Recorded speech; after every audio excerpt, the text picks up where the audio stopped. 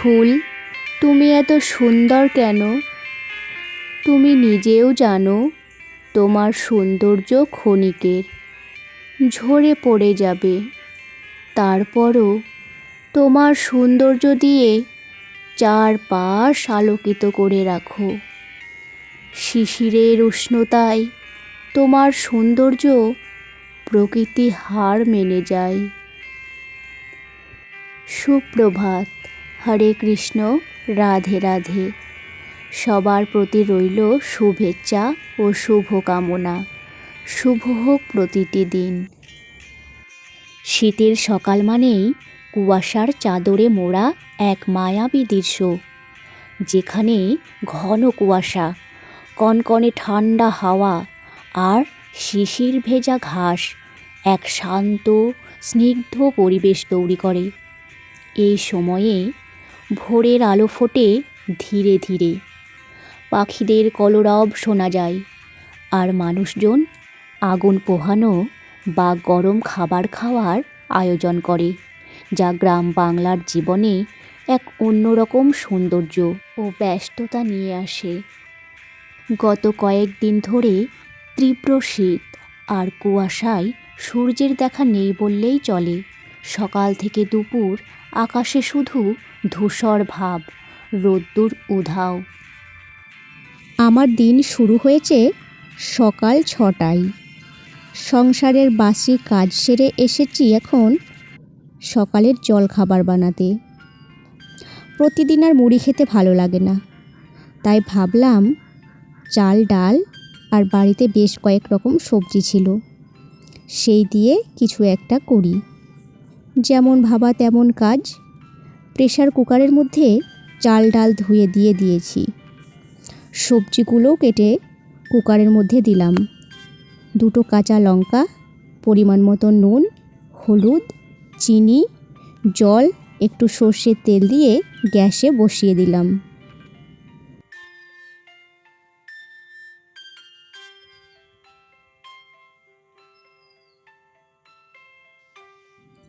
চলো রান্না হতে থাকুক, তোমাদের আমার বাড়িটা দেখাই। আর হ্যাঁ, তোমাদের বলে রাখি, এটা আমার প্রথম ব্লগ ভিডিও, তাই ভুল ভ্রান্তি থাকলে একটু মানিয়ে নিও।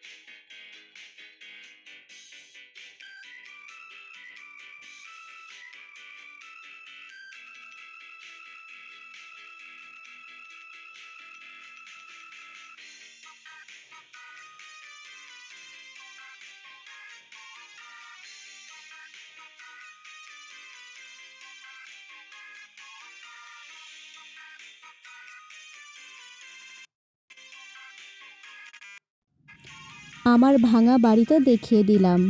এবার একটু শ্রীকৃষ্ণের নাম পাঠ করার পর স্নানে যাব। রাখিল নাম নন্দের নন্দন, যশোদা রাখিল নাম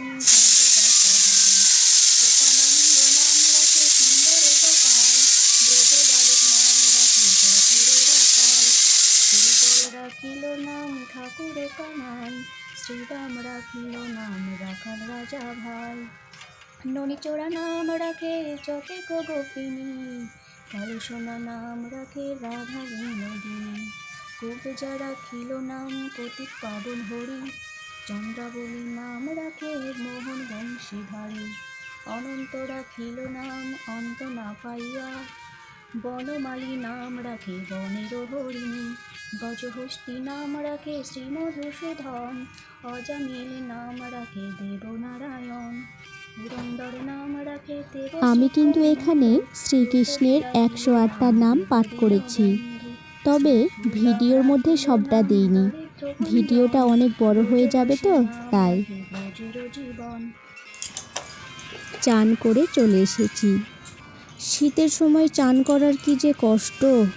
যাই হোক, চান তো করে ফেলেছি, এখন চুলটা আঁচড়ে একটু সিঁদুর পরে পুজো দেব। আজ শাশুড়ি মা বলেছে লক্ষ্মী ভাগ করে দেবে। ব্যাপারটা তোমাদের বুঝিয়ে বলি দাঁড়াও।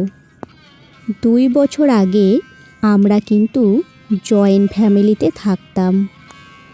আমার বাড়ির সামনের দিকটা যে ভাঙাচোরা দেওয়ালগুলো দেখলে, সেখানে ছিল আমাদের পুরনো মাটির বাড়ি। সেখানে আমরা 4টে ফ্যামিলি থাকতাম। আমরা আলাদা হয়ে যাওয়ার পরেও ওই বাড়িতেই কিন্তু সবাই থাকতাম। কিন্তু এই বছরের ঘন বর্ষায় আমাদের ঘরগুলো পড়ে যায়। সবাই সবার মতো একটা করে বাড়ি করে নিয়েছে, তারা সেখানে চলে গেছে। আর এই বাড়িতে আমি রয়ে গেছি। আমি বাড়ির ছোট বউ। আমার ফ্যামিলি বলতে আমরা 2 জন।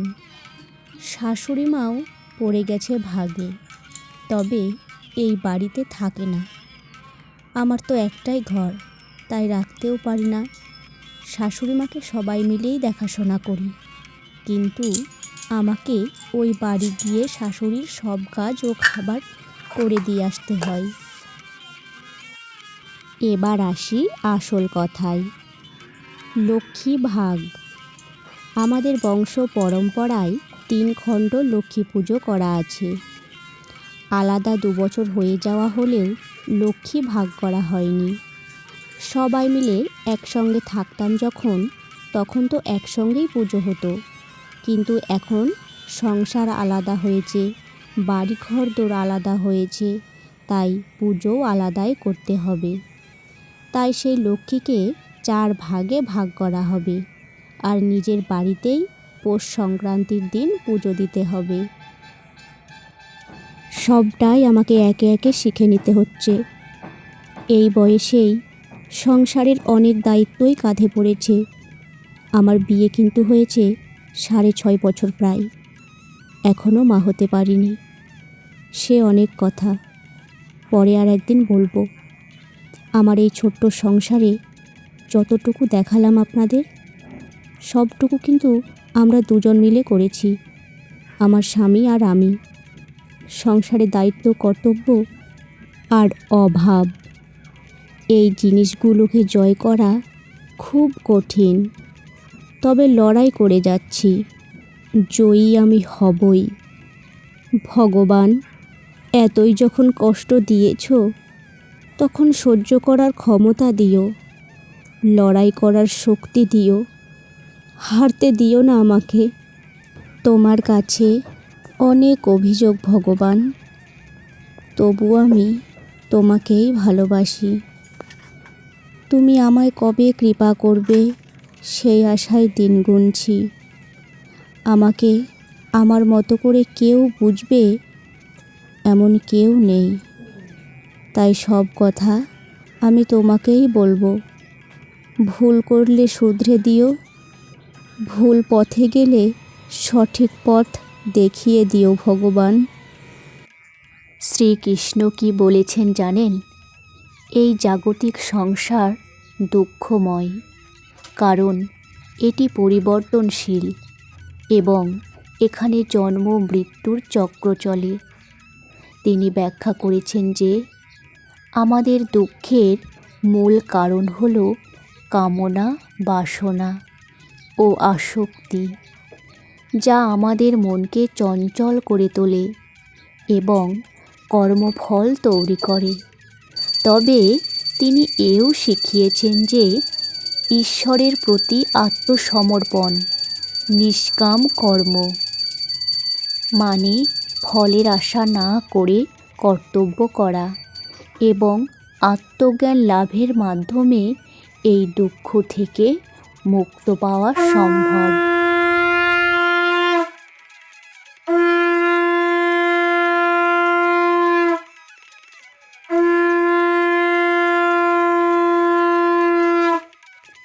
পুজো দেওয়ার পরেই চলে গেছিলাম ওই বাড়ি, মানে আমার শাশুড়ি যেই বাড়িতে থাকে। লক্ষ্মী ভাগ হয়ে গেছে, এখন এগুলোকে মাটির হাঁড়ির মধ্যে রাখতে হবে। প্রতি বছর নাকি লক্ষ্মী বাড়াতে হয়। আচ্ছা, বাড়াতে হয় কি দিয়ে সেগুলোই তোমাদের বলি।